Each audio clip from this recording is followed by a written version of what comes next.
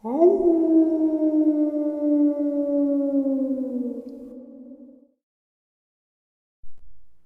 greetings and salutations, and welcome back. I have a very important message to share with you before we get into it. A couple things. As you know, I rely on Patreon, PayPal, and my merch to help the channel to continue to grow and go. The links to Patreon and PayPal are in the description below. My merch is displayed directly under the video. Also, by subscribing, you help the channel to continue to grow and go. And last but not least, Dogman, Frightening Encounters Volume 1, 2, and 3. The audiobook versions written by Tom Lyons, narrated and produced by me, Jeffrey Nadolny. Those audiobooks are available on Audible, Amazon, and iTunes, the links to which are also in the description as well. Now, everyone, I have taken far too much of your time. Let's get into this important message. Shall we? All right, guys, we hit 30,000 subscribers, and I am so appreciative. I want to kind of just show my appreciation by, introducing myself to all of the new people and saying hi to everybody who has been with me since this journey has began. And oddly enough, I still have the first 100 people that followed me are still following me, which is crazy. So, as you know, my name's Jeff Nadolny, and I grew up in the Adirondacks of New York, which is a huge state park, upstate. Now, when I say upstate, I don't mean Rochester, Syracuse, Buffalo, because that's not upstate to real New Yorkers. Real New Yorkers look at that as the western part of the state. And as a young child, I was fascinated with the paranormal, Leonard Nimoy, and The Old Time Life. Read that book. Well, when I was real young, I don't remember the age, but it was my parents' first house that they bought prior to my granddad dying. We had a attic door that was in front of our bathroom door. I'm going to go into things that really drew me into what I do now. So our house was set up there was a front door and a back door. And if you came in the back door, you'd be in the kitchen. If you came in the front door, you'd be in the living room. Well, a porch and then the living room. And then you'd kind of go around to the living room. Almost a square circle, strangely enough. So, only child, there I am. I knock at this door. The door had one of those latches way high. I couldn't reach it. So it was locked. Something knocked back at me. Now, I looked through the keyhole, the skeleton keyhole, and whenever I did that before, there was always light because there was a window at the top of the stairs. There was no light this time. Being young, being stupid, we went apple picking that day. I didn't say anything to my parents. My dad worked shift work, and we came home, nothing happened. The next day, my mom and I went and did some errands or something and came home, and the door was open, wide open. My mom locked our house door. There was no footprints outside. My uncle came, who was a police officer, did an investigation, nothing. So then, shortly after, I had an incident in my bedroom closet. I saw these eyes. It was a very weird house. It was creepy. Now, where I grew up, for those of you who don't know where upstate New York is, do you remember Last of the Mohegans? Well, that movie was based on where I grew up, where I live. There's a lot of Native American, a lot of whites who died here. A lot of people died here throughout the Revolutionary War. And before. So we move to where my parents live, only a couple miles down the road. My granddad died. And I'm upstairs. Once again, I'm the only kid, so I had the whole upstairs of my granddad's house. So I had like a living room, a bedroom, and a half a bath. But my dad was doing something to, I think, the toilet. He was putting a new toilet in because there was an old toilet up there. So I went down the stairs to use the bathroom. Now the stairwell went straight down, and then there was a landing, and then that way. So when I hit the landing, we had a German Shepherd at the time who I got as a puppy. Like, she loved me. She loved my mom more, but she loved me.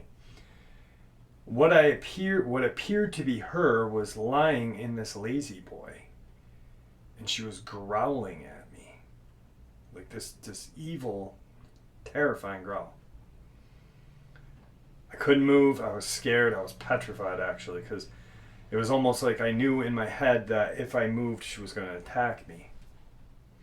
I screamed for my parents. My parents came, and so did the dog. There was nothing there. Time goes by. That was when I was like 10 or 11. Time goes by, and I'm older, 13, in between 13 and 15 years old. And my family my mom's side of the family was big into farming and horses. We had down south, just 20 minutes south of where I live, there's a racetrack called Saratoga, New York. My family had horses that ran there. My great uncles, this is old school Saratoga, oil, things like that. It's just, my family was a generations deep in this town. So we're on my family's farm, and I did a Ouija board video about this, but at the farm is now abandoned. And I think a lot of what happened to my life and those around me that was involved in this is the reason why. My eldest cousin, his dad owned the farm, and he was like my older brother. He looked out for me. We rode wheelers together. He taught me how to ride. He was an only child as well. So I was like his little brother. He was like my older brother. And so we got into the Ouija board. Deep. Real deep. And we'd play and play. And this was before the internet, so this is before the whole Zozo thing. And so as the summertime, we would throw hay, and, we were kids. We were kids growing up on a farm, doing farm stuff. And so every night we would get done work or done doing whatever and go to the barn and play Ouija. And we had these milk crates set up, and we'd sit on the milk crates, and after a while things started to get really weird, and it'd go from OZ, OZ, OZ. Now, like I said, before the internet. And we thought it was spelling like Ozzy or something, because when I grew up, this is 90, 91, Guns N' Roses were huge, Ozzy, hair metal was the king. And wow. And so we were wearing Slayer shirts, Metallica shirts. We thought we were badass, but we were little kids. So after a while, just things started getting real weird. Things started to freak out around the barn, just weird stuff. And there was sightings. The barn was haunted anyway. My great uncle told us a story about this thing called the Blue Man that was like small, like 3 feet, and he'd run around the farm and just mess with people. And a couple of us saw him. So one night, we're getting everything done. We go into the barn, and it's fall, it's cold. And we notice that like 2 litters of pigs are dead. Like one right where we play. Because inside the barn, there's cow stanchions with a gutter, and then these little birthing stalls for pigs. So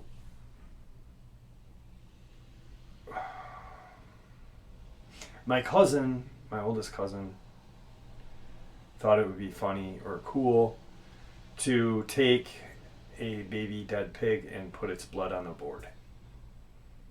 Things went bad. Things went bad that night. It said we were going to die. It said that we would see the hounds of hell. We saw this kind of face thing in the plastic that looked like a demon. There was an incident right after that above us, there's a hayloft above the barn. And there was a chute. And I was the smallest. And my cousin's like, get some hay, throw a couple bales down. So they lift me up. And I'm in the barn, and it's pitch black up there because it's an old barn. It's an old hayloft fire hazard. No electricity up there. But there was a back door to that hayloft that led to a pig pen. And it was open. The door was open. And I looked, and I heard this scuffling, and I saw this like shadow, this black shadow, come running at me. And I just jumped right down the chute. Bam! I hit the concrete. As I did, there was this hand came to like grab me. But it didn't. And we went and got my dad, my uncle. There's nothing up there. There was some sort of nest, if that makes any sense. No clothes, just like this nest, like out of hay. It was weird. It was really weird. So we would go to the church and stuff, and we got holy water. I don't remember exactly what happened to the board. I know I think my cousin got rid of it. I don't know. It's kind of like one of those things that just doesn't stay with you. But anyway, it told us we were all going to die.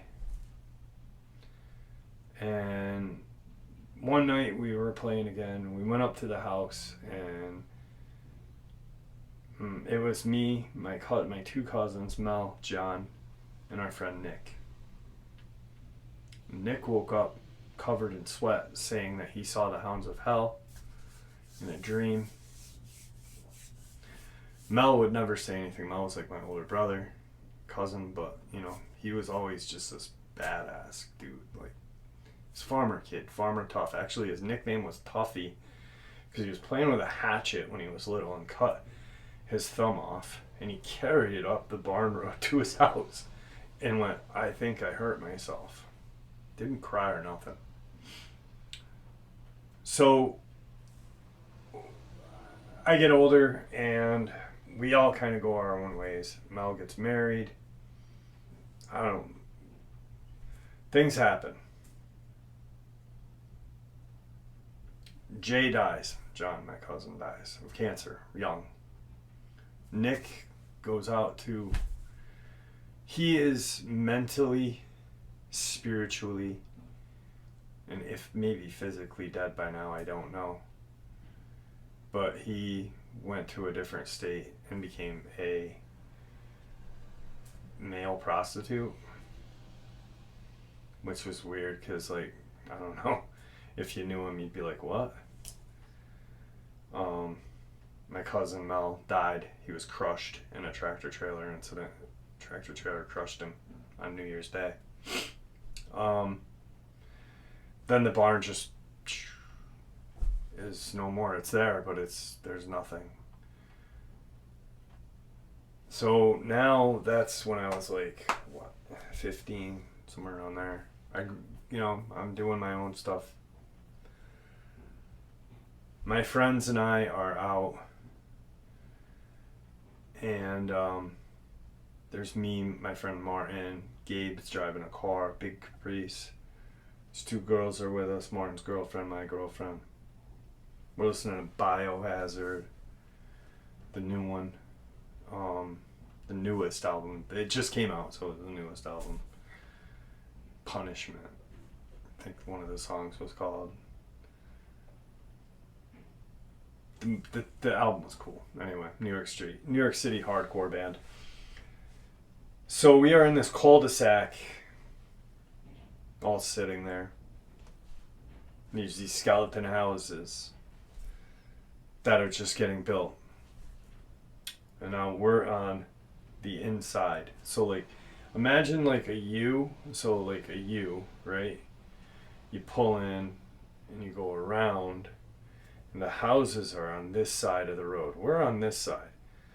So, like, we're right next to the main road. All that's here is woods, the Hudson River, mountains, a haunted prison, Mount McGregor, which was just bought in a couple weeks ago for ghost hunting, which I'm going to be doing soon. And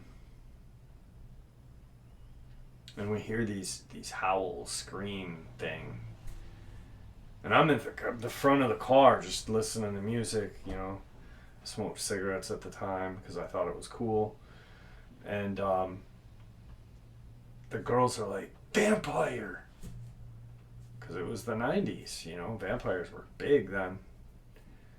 They run into the car. Me and Martin are still outside. He's Czechoslovakian, so he's like, Jeff, what is that? What is that, Jeff? Sound like Arnold Schwarzenegger. Gabe started the car by now, and we see these eyes, different heights, coming through the woods.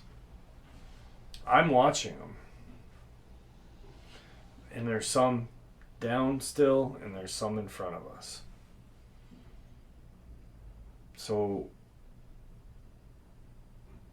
Martin grabs me and like drags me back to the car. He was shorter than I was, but he was like jacked because he lifted weights all the time.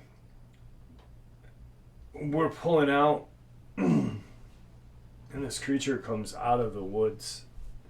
And how it moved, it was not animalistic, it was not human, it was not mechanical, it was the weirdest movement. Not jerky, but just, I can't explain it. It's this just otherworldly, I'd have to say. It's Dogman, like 7 foot, comes out and stares at us. We're gone. Martin and I go back the next day. We're looking at tracks in the dirt. Foreman that's building the houses goes, hey, what are you doing over here? Because there's kids are jerks. They broke into shit and did damage. We're just like, we're looking for my friend's dog. And the foreman stops and he goes, last night when we were buttoning up everything, we heard what appeared to be dogs fighting out in the woods. Maybe your dog tangled up with some coyotes. So we left. 2 days later, I went to a used bookstore and found my first cryptid book because there was no internet. It was the 90s. It was 94. No internet. And it sat there in my head. From 94 on, I was like 17. And as time grew, I started getting introduced to things. I was like 20 when I learned about alchemy, Aleister Crowley, cults, occult, this, and that. I built a library of books about everything.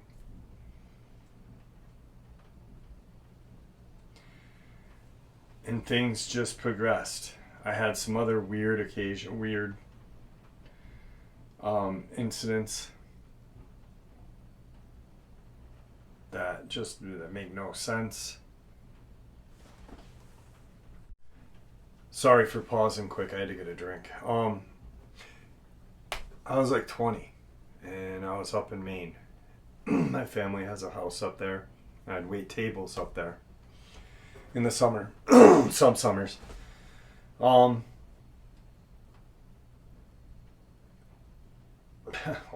So it's in Southwest Harbor, Bernard, Maine, on Mount Desert Island. And I would like hitchhike or get rides out to Bar Harbor and wait tables at a restaurant called Carlo's. It's an Italian restaurant. And I met, my cousin lived there who's my age. I met like a lot of people. I had friends up there all my life. Like it was like my second home, the Adirondacks and then Bar Harbor.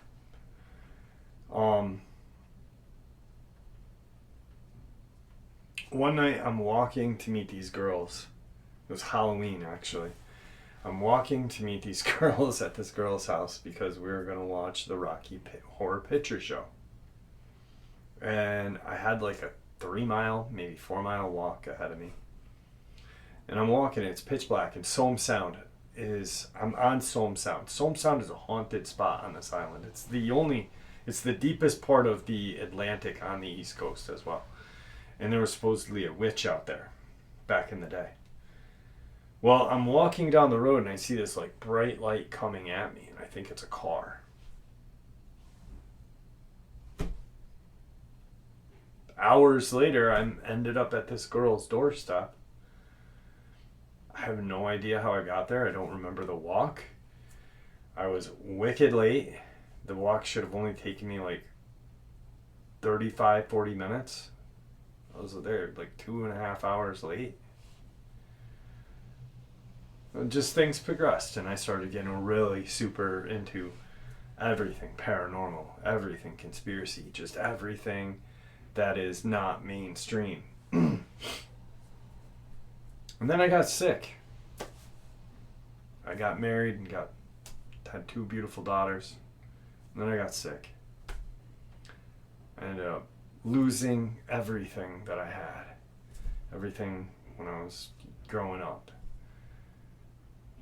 House, marriage, this, that. Weighing 113 pounds. Terminal illness. Manageable because of medication. Then I moved to my apartment and I started my channel. And I start talking about cryptids, and I start talking about this and that. Actually, in one of my first video was the Soaring Desert Lizard Man. And then my encounter, and then my Ouija board encounter, and things like that, and it progressed. And now we're here. My 17-year-old daughter has had an encounter with a Dogman. One that she called a skinwalker,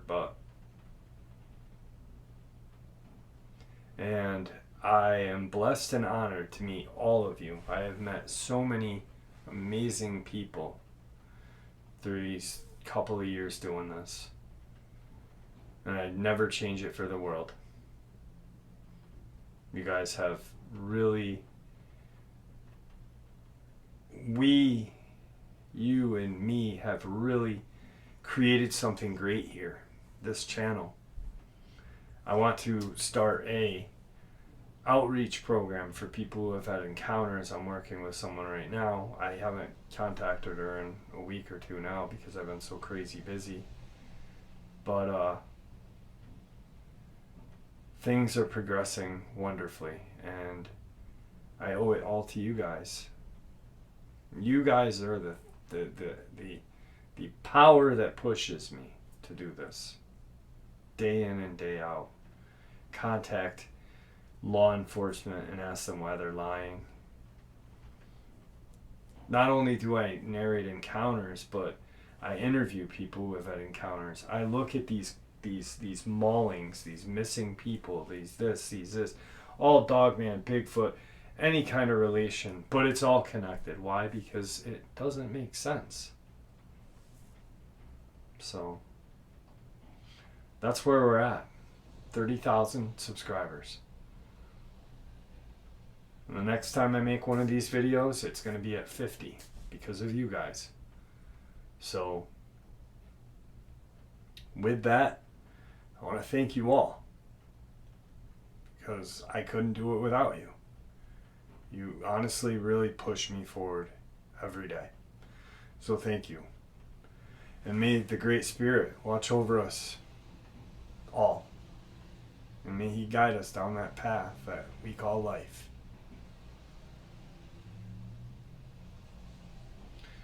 And may we hit 50,000. See you real soon.